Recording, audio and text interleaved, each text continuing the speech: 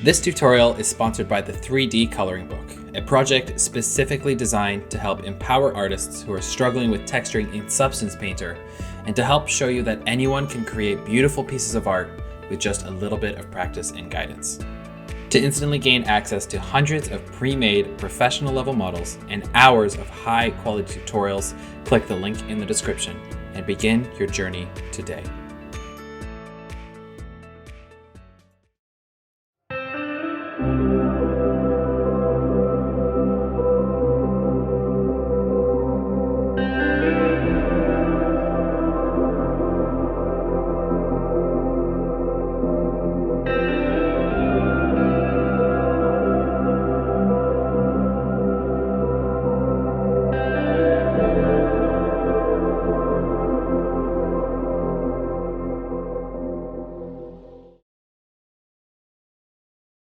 Hi, my name is Antonio Ponte and I'm here to walk you through the process of creating this Stylized. This was based on an original concept made by Anna Durinova. You can find her portfolio on Behance, and if you want to see more of what I do, follow me in Artstation or Instagram where I do weekly updates. If I've had a concept, I'll normally try to match the perspective using SS5 and then I import it back to Blender. That way I can better match the concept. It is important to take into account that the concept art does not always have 100 accurate perspectives, so this is more like a very well established guideline than a carbon copy. Now I'm going to try to build the major form, which in this case consists of the barrel that you can find on the center. Because I know this is going to be in the end a symmetrical model and that I'm going to be mirroring the texture from the left side to the right, I'll just start by working the left side always, deleting the right, and just applying a mirror modifier. It's important to mention. While making this kind of space meshes in Blender, it is a good practice not to apply the rotation to any new object you create. This is going to help you to move each piece in his local and global axis. In general, I like to use a non-destructive workflow, so instead of doing manual bevel, I use modifiers, and if I happen to make a model that gives strange behavior with the bevel modifiers, I'll just make a vertex group, and I will tell my modifier to only apply the bevel to those vertex. So here you can see that the mirror modifier is giving us a weird shape in the middle. It is looking like a cone, maybe. So in order to fix this, we are going to apply our mirror modifier, and just in the middle we are going to do a bevel, and then we will just do the mirror modifier again. So now we're going to start to model the other shape of this concept. For example, to do the middle, I'll just make a quick selection of faces from the bigger shape. I'll duplicate those and separate them into another mesh by pressing P. Afterward, I apply the skin wrap modifier, that solidify, applies those two, go back to model the new mesh that is now perfectly aligned with the base one. So you saw me how I made that square shape into a circle with just one click. Well, that was made using an add-on that comes already packaged with Blender that is called Loop Tools. It also has a lot of features like doing a bridge between faces and relaxing selection of faces, but I don't normally use those.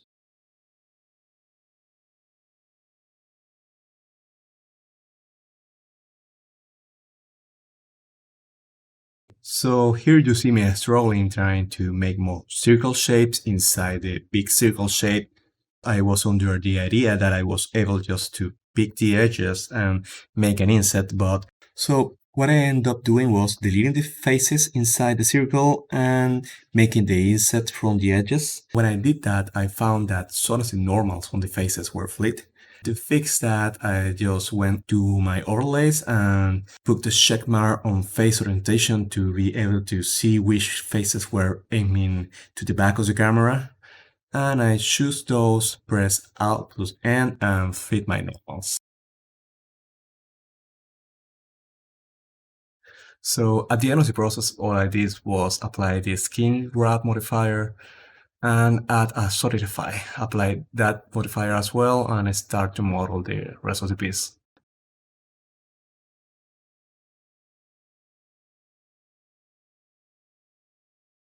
Now this is just me trying to sculpt more details in the middle of the mesh. extruding some part of it, and now you are going to see me going into the middle to make a tiny circle that pop out of the mesh.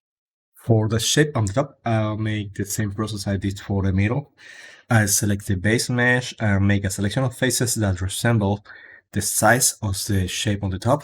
I shift D to duplicate those and P to separate them, and then I just repeat the same process. Apply a skin wrap modifier, do the solidify, and apply those two modifiers, and do basic hard surface modeling stuff.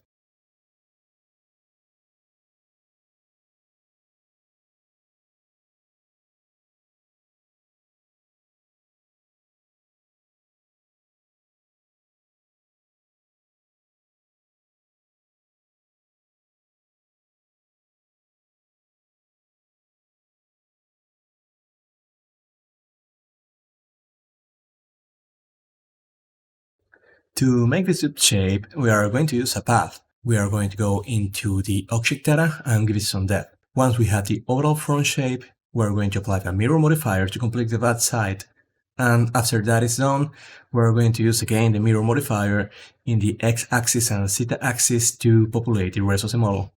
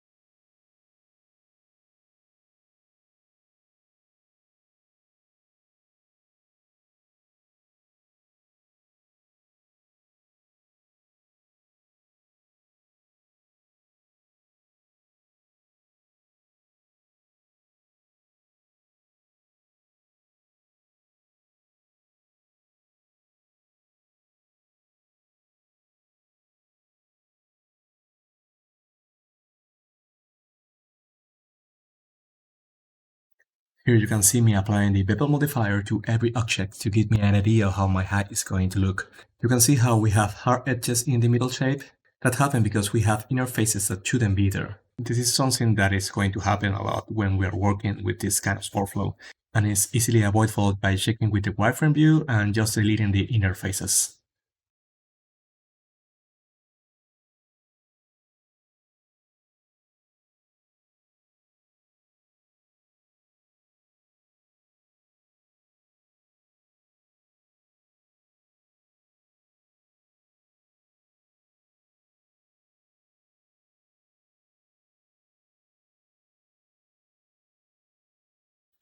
So now we are going to do the floaters that are going to be the screw in the size of the barrel.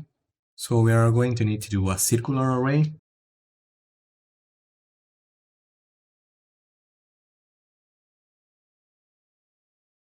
Now you are going to see me doing some basic hard modeling process and fixing the topology of the concavity of the screw.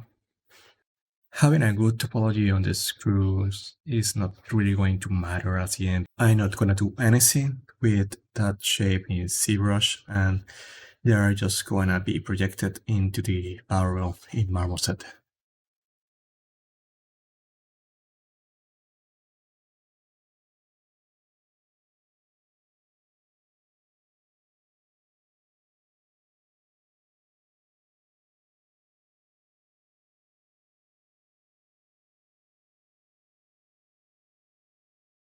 Setting up this by hand is kind of tricky because we have to make an empty and like make some three modifiers and link one modifier with the empty, and it's just too troublesome. And to make it easier and faster, I use the hard ops add-on, which comes with a modifier array that do all the hard work for you.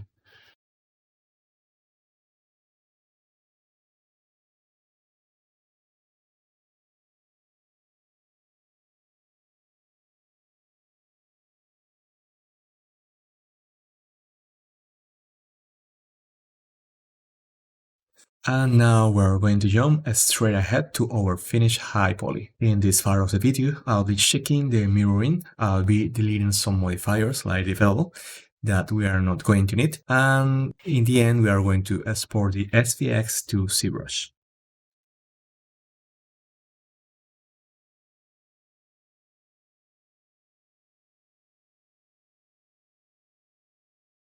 While we are modeling meshes in Blender that we know we are going to import later into ZBrush, it is important to always check for angles and trees. Blender is pretty forgiving with odd polygon shapes, whereas ZBrush is not. So it is a good practice to delete trees arranged in cylinders and fill them with the grid fill tool, which you can find searching in the F3 menu, and also you will want to do the same for the back of the meshes. This is because in ZBrush we maybe are going to use Dynamesh in some of these meshes, and we don't want it to have an odd concave shape in the back.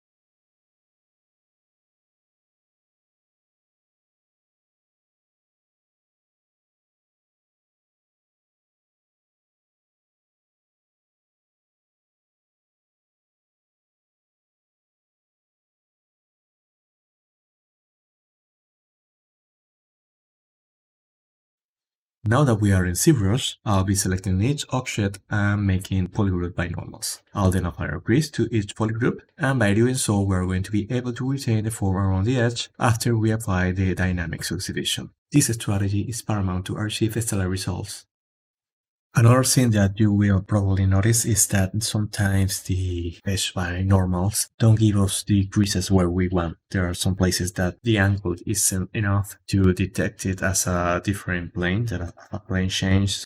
And if that happens, we simply choose our trusty C model and we go and do it manually. Here you can see what happens when we have angles in the FES we import into ZBrush, and you will see me trying to fix it by going back and forth between Blender and ZBrush. In the end, what I did is that I just imported as a new mesh and just appended in the scene as a new object.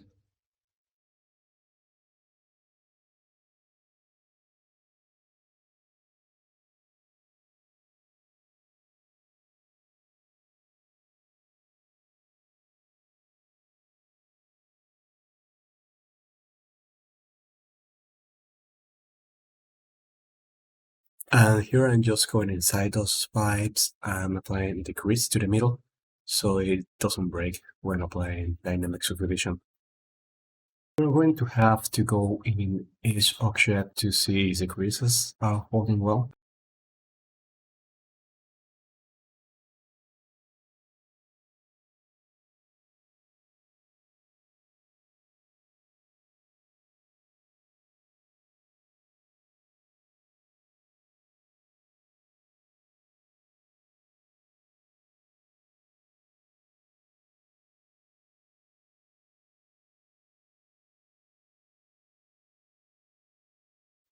Well, the basic idea for doing pod groups is that we are now able to just select one of the faces that we want to make details and just don't mess with the size.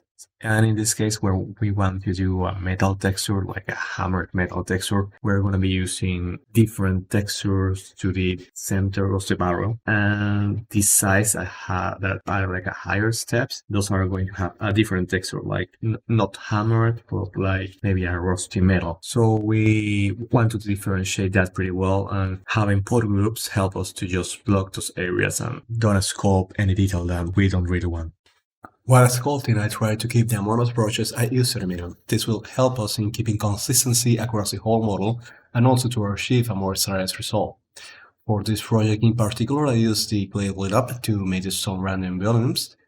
After that is done, I switch to the all pattern and start to give the model this hammered metal look.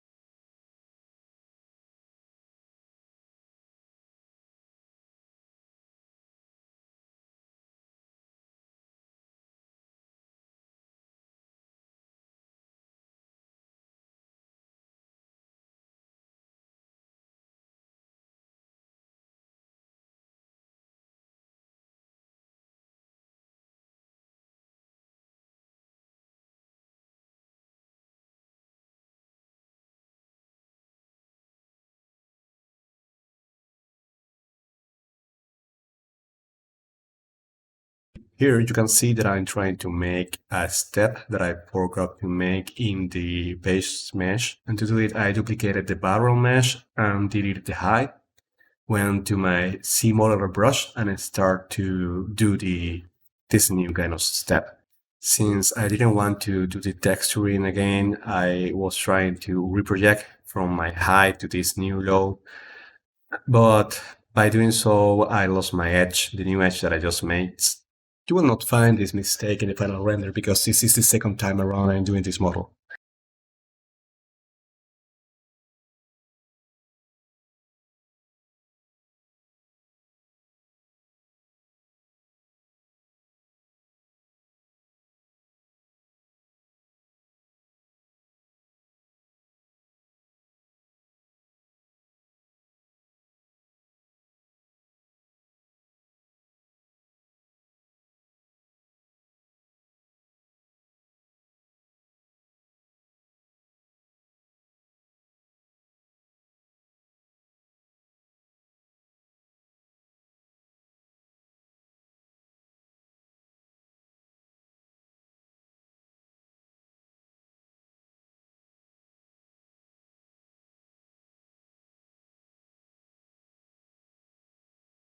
After a while, it was time to get rid of those creases, and I wanted to add some minor levels so we could sculpt around it and give it that hammered metal appearance.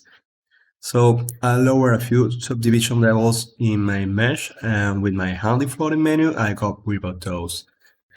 Going back like to a 3, I am using 6 subdivision levels, so going back to a level 3, that will allow us to, once we go back to level 6, be able to add some details with the or flatten brush.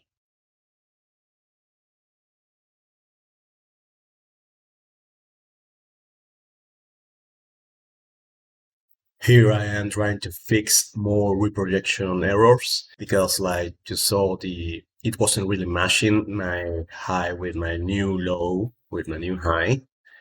So I'm just going around the edges with my smooth brush trying to make it look a little bit nicer.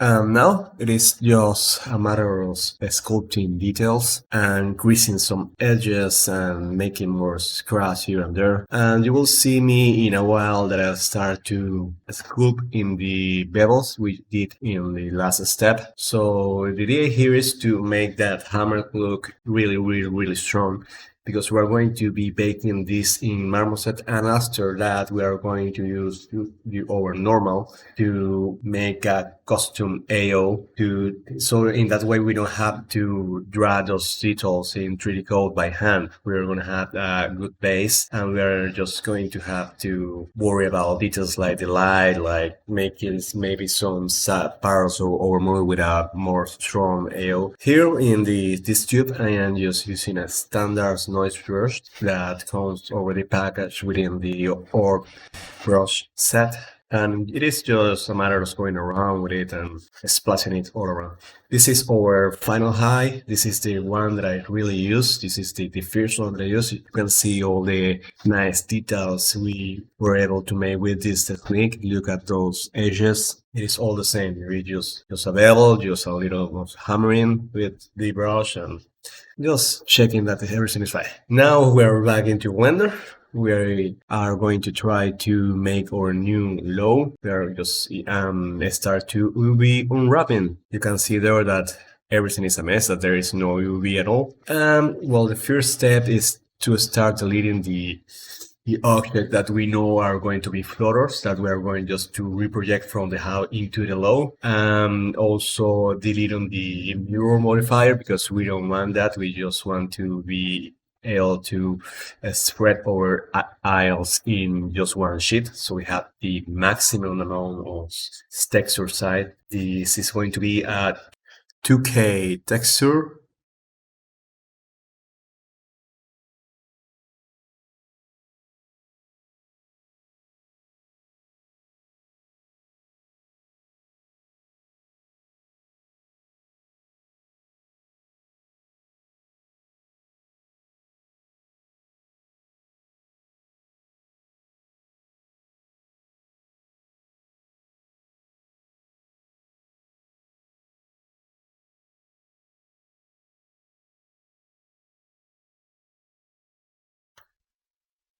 With this tube, it's just a matter of deleting the concave edges that will not help us at all to support the shape in the lower. We are just going to reproject those details. We don't need that.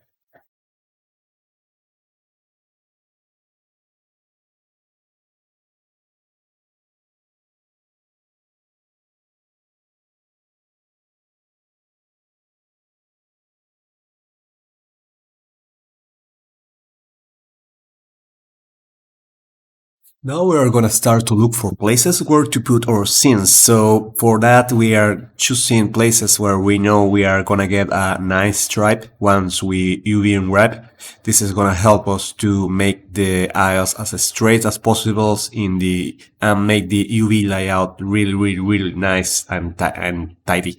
To make the process of making every aisle as straight as possible, I use an add-on that is called UV Tools, and you're gonna have to pay for this one. You can find it in the Blender market. It has a lot of features that are going to help us to make the process of making UVs faster. So basically what you have to do is pick a face and press rectified. It is going to make it into a square. And after that you are gonna have to select the whole aisles by pressing L. Right click on top of the face that you just tore into a square. That's gonna pop up the UV context menu, and you're gonna press F. That is gonna make it follow the shape of the quad you just selected. Something that is going to happen to you is that if you had to make this process over and over again, it's gonna get really tiresome. But if you happen to be a gamer like myself, chances are that you already have a gaming mouse. Many gaming mouse has in their drivers the ability to make macros. So you can do the process of unwrapping the UV and just turn it into a straight aisles, just a macro, and just press one click and that's it. Now you are gonna see me struggling to get this island into a perfectly straight one. what I had to do was to select the edge loop by edge loop. Then I use Align Auto, which you can see I access in my quick menu. But you can find it under the UV menu, well aligned, Align Auto.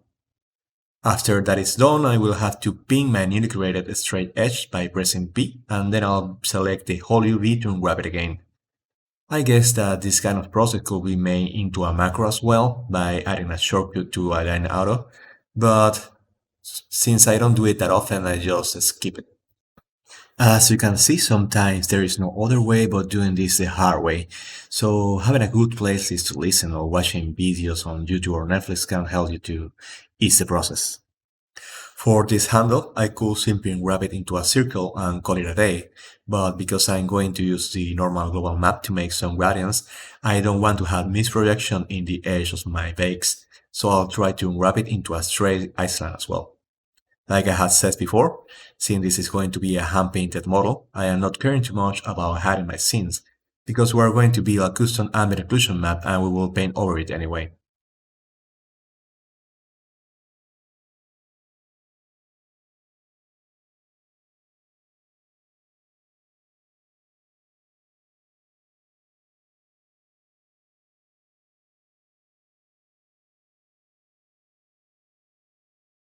So this is pretty much the same process. We are just going selecting edge loop by edge loop and doing a line arrow and pinging the group and unwrapping. So there is no deep secret, this knowledge about this process. It is sometimes painful, sometimes it can even be relaxing.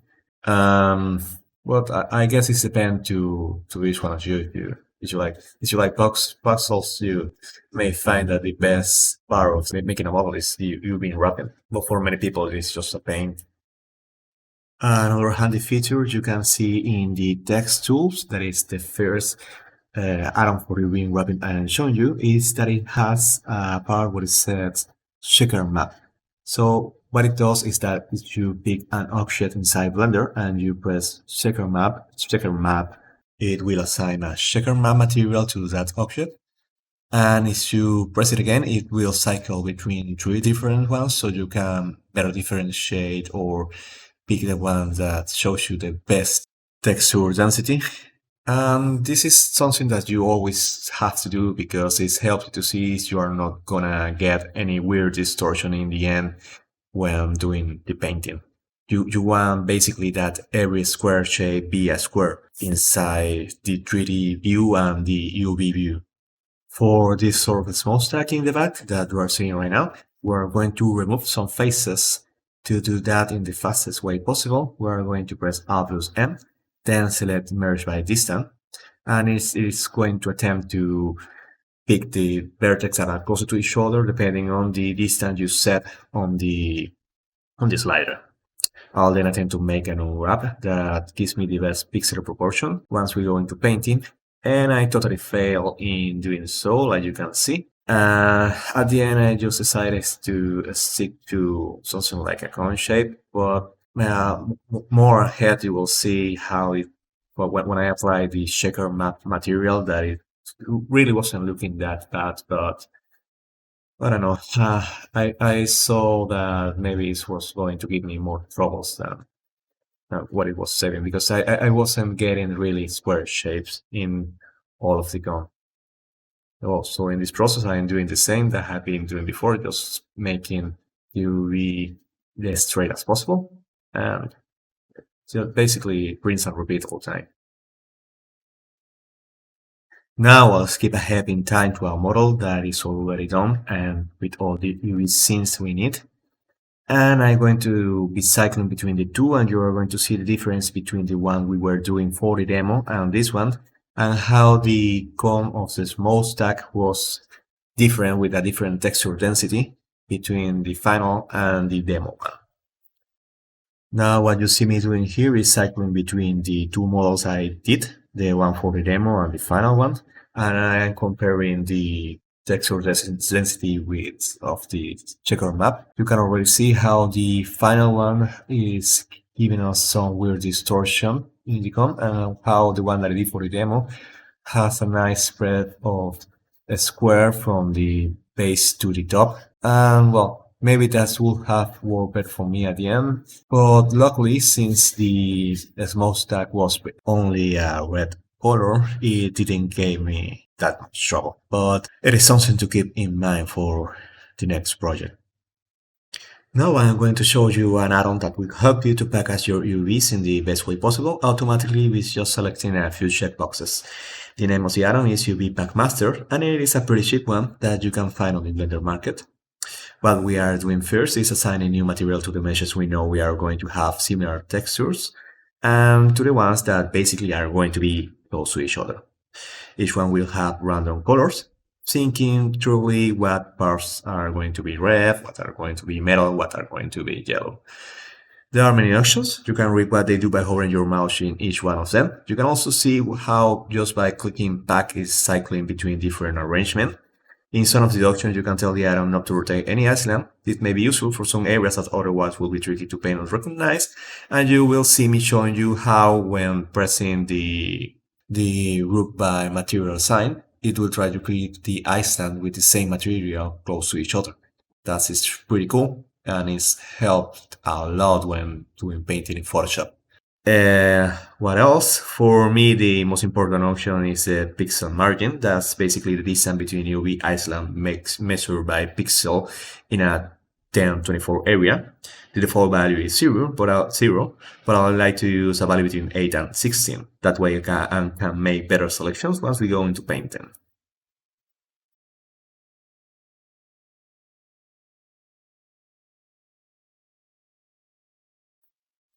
Now it is time to go into Marble Set and start arranging our scene to bake. I'll go through the cache of each flow and duplicate the max offset roughly to half the size of the bar. This may look like a lot, but the matter is that because we use a subdivision surface to import the model into ZBrush to detail it, there is more empty space between the low and the high that it shows. And that is going to give you projection errors unless we do this. After that is done, I normally start storing my mesh to bake the normals and check if everything is okay.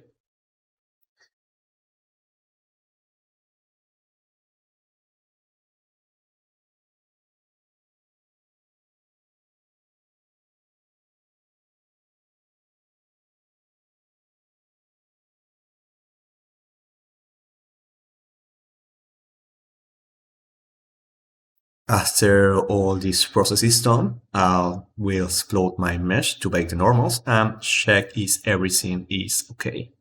While doing this, is always a good practice to keep in mind that since this is going to be a mirror texture, we are not going to have every occlusion cast into the barrel. That is the main shape. For example, the smokestack on the back and the gas tank, many of those pieces are not present in the right part of our model. So if we leave that stick to the barrel shape, it's going to give you a shadow cast from the rays that come from the back, and that occlusion, the object is not going to be present in the right side. So we need to separate them, and that's something that is always going to happen with this kind of model. We are sacrificing ambient occlusion from some part of the object in order to win a higher texture density, and saving the most of UV space as possible. Here you can see how I got a mistake after doing the bake test of my normals, and one of my high was left behind. So it's something like this happened to you. Sometimes it will be easier just to move it and put it in place manually. If you can do this, I will suggest you to save the file again in Blender, and it will automatically reset the scenes in Marble Set. So you're going to have to do this float mesh over again, but it is better than trying to aim for a target that you are never going to hit. Now we are changing some parameters in our ambient occlusion to do the first pass of the ambient occlusion and check on Photoshop if everything is okay. Now we see that I forgot to move the gas tank on the back, and it is giving us a shadow on the barrel that we don't want. So we go back into Marmoset, pick the gas tank and move it. This is something that you couldn't possibly do is you explode your mesh in other software to fix it. So that is one of the nice things that you can do with Marmoset. Now it is time to start building our custom ambient occlusion map. We will open our recently baked AO map, and we will also open our normal map. We will delete in this one the red channel and the blue channel, and we will just stick with the green one and change the image to black and white, and then back to RGB. After that is done, we will import the access tool into our ambient occlusion, and with a mix of channel blendings and levels, we will try to resolve some of the texture with Sculpting back in ZBrush. After all this process is done, we will pick our curvature map. We will then start to play with it to only leave the darkest values and the brightest values. For this project in particular, I separated the layer into two, one with only the white values and another with only the black values, so I could control each layer separately via the opacity levels. After all this process is done, I'll simply merge those layer into one, put it on top, and we'll continue to see inside Photoshop what can I fix before jumping into 3D code. Now what you see me doing is trying to fix that edge using the ground stamp, but apparently my line around that edge isn't perfectly straight. This is probably because of a projection error. So when you have something like this, you can change to the mixer brush. You will then set the wetness value to 0, press up on top of the part of the texture that you want to copy. After that, you are going to pick the path tool. You will need to draw a stroke around the edge you want to fix. Then you will go back to the mixer brush. You are going to pop the path menu and you will look for the stroke path with brush option, and it will use the last texture you clone with the mixer brush, and it will make a stroke following the path you created.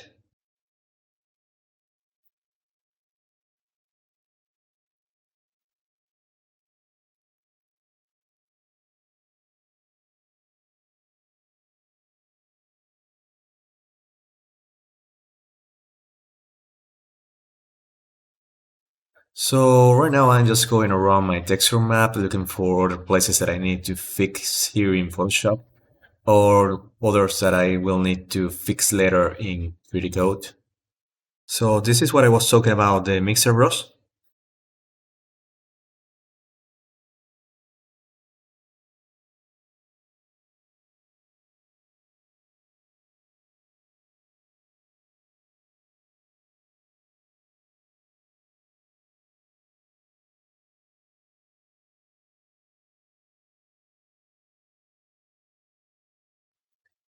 Now we'll just jump into 3D code. We will import the custom ambient occlusion map we just created in Photoshop, and we will start to fix those areas where we had bad projection. I'm going to run the model, picking the underlying color by pressing B, and I will just paint over it and smooth it by using Ctrl and click and right click.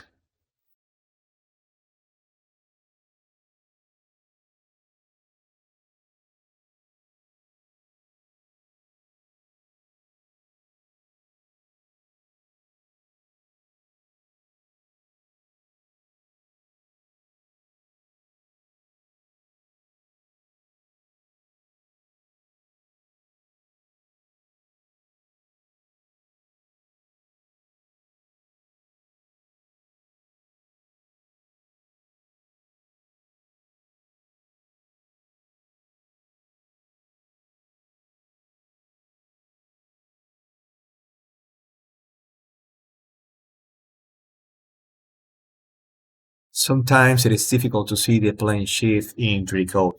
So something that you can do is go back to Photoshop and copy the layer 0, that's basically the wireframe, and put it on top of multiply or change the color. And once you go back into 3D code, you're going to have this layer on top, and it's going to be really easier to see the plane shift around the edges.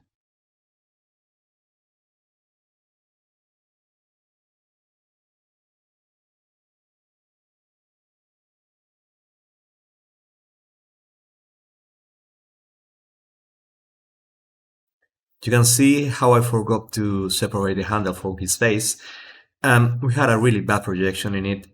So since we have a nice UV map, I'll just jump to my 2D windows and fix that manually.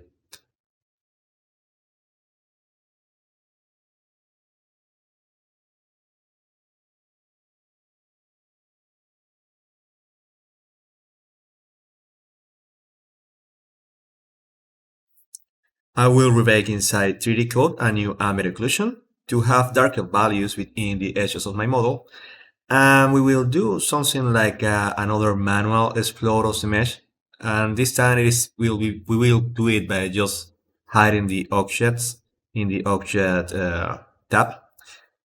The objects that we don't want to be interacting with each other, basically.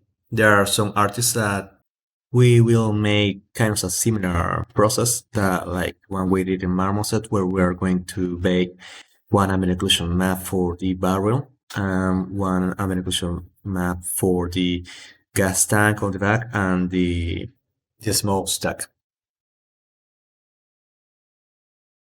We will also make a new curvature map and set the opacity to something like 40 or 50. I don't, you have to see it depend on your model.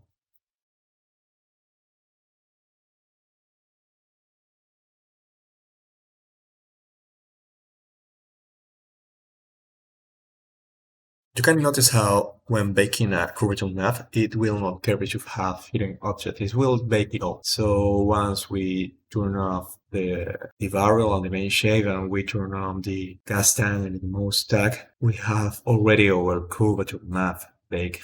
So now all it's left to do is make the same process of baking the new AO for this couple of objects.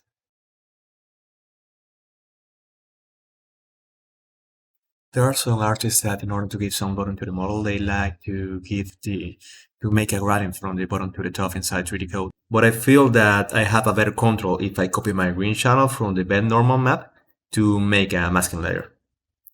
So I will repeat the same process that we did with the normal map and the custom AO, and we will continue to try and make it look good.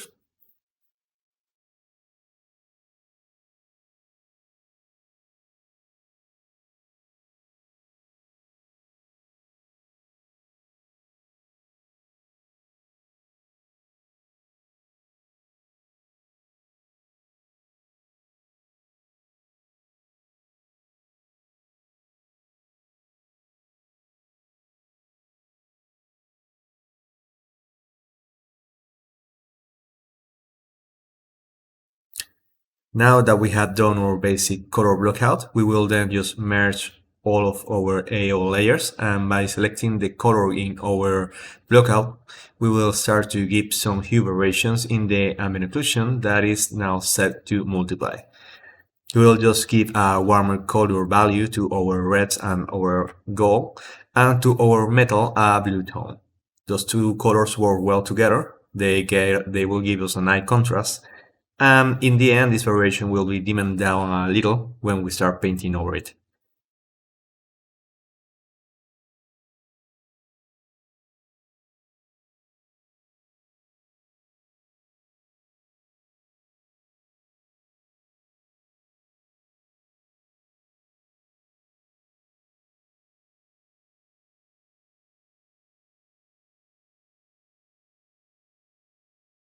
At this stage, I notice I lost a little bit of detail from the surface of my AO, so I go back and repeat the process of importing the green channel from my normal map to my custom ambient occlusion to get back some of the sculptural details. The basic color blockout is almost done, and now what we need to do is to get some of the specularity into the model. To make that, we are going back to Marmoset and we will create a black material. We then will change the reflectivity from metalness to a specular and then apply this to this new material to our eye.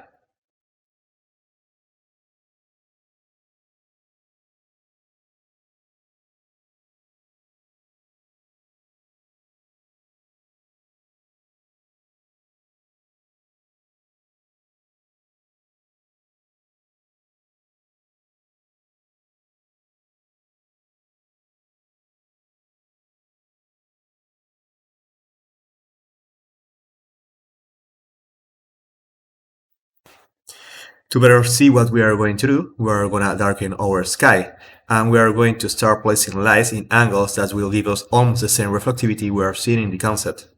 I normally use the Omni type of slide because it allows me to create these big square planes that are better to get a nice spread reflection on our model. In this scene, I need to make 3 lights.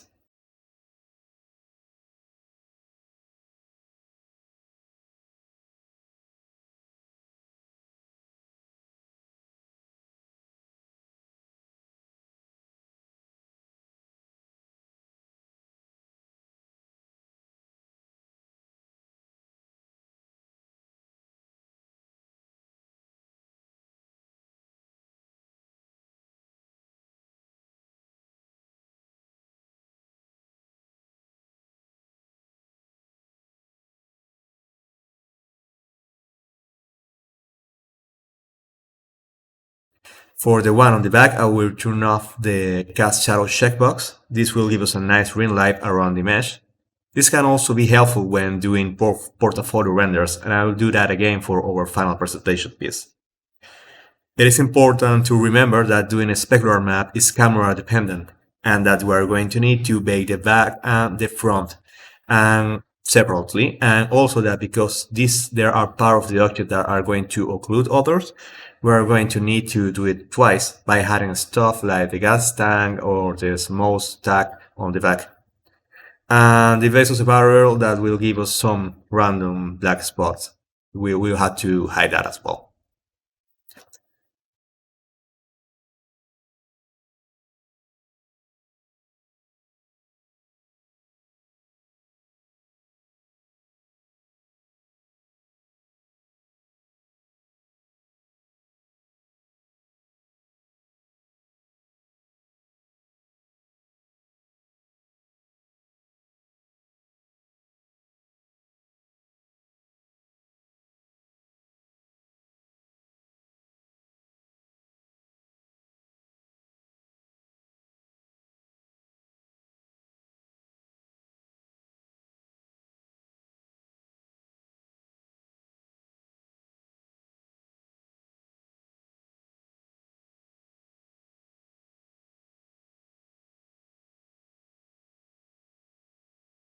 After the bake is done, we will jump back into Photoshop and we will start to build our custom specular map.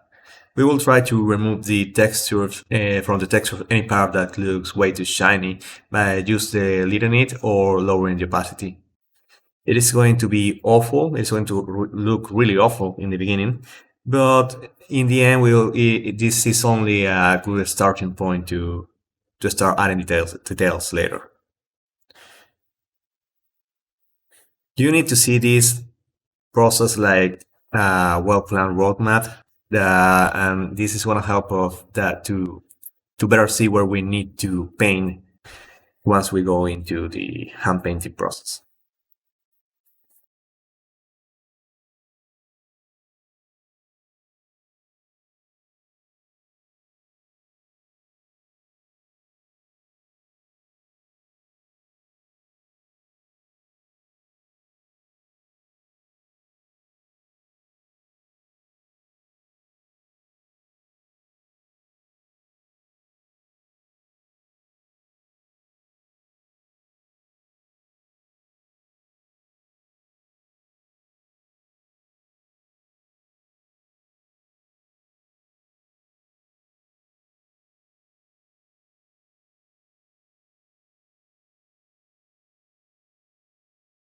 So now we skip ahead in time again, and what you are seeing right now is the final result inside 3D code.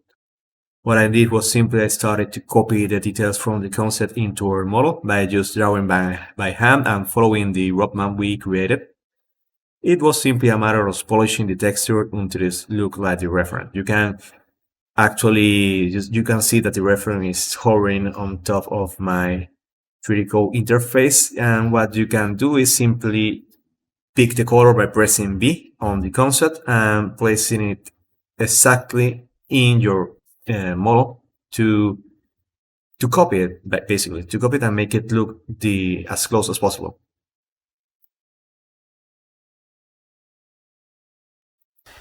Now we're jumping back to Blender, and I start to prepare the model for the final portfolio render. I add a base, which I did by following the same methodology I had shown you in this video. I made some rays coming off the bottom of the shed with an alpha texture and a new mesh that I also made a few sparks that I just planes with alphas, and add a smoke layer between the chest and the floor that is also a texture with an alpha. Once this is all looking how we want, we will export it to an FBX and start composing it in Marmoset to get our final render. Now in Marmoset, what you are seeing is the final result. Because we imported the file from an FBX, many of the textures are already assigned to the material they show. The only ones that are going to give you troubles are the alphas. You will need to go into the Transparency tab, set the mode to add, and look for your PNG file. After that is done, just play a little with this slider until you get roughly the same appearance you have in Blender. Another thing you will probably want to do is to set your diffusion to microfiber. You will need to lower the diffuse level a lot. This value is going to help you to get some of the color of the green light we have in the back to cast into our model. For this render, I use 3 lights. One green light on the back with a blue color, a fill light on the front with an orange color, and one more light that is between our chest and the floor to simulate the illumination that we are getting that is coming out from the chest. When all of this is done, all is left is to start rendering. So this is all for the video. I hope you like what you saw. And if you have any question, feel free to reach to me via my Instagram, Artstation, or simply leave your comment down below and I'll try to answer whatever doubt you have. So, bye bye!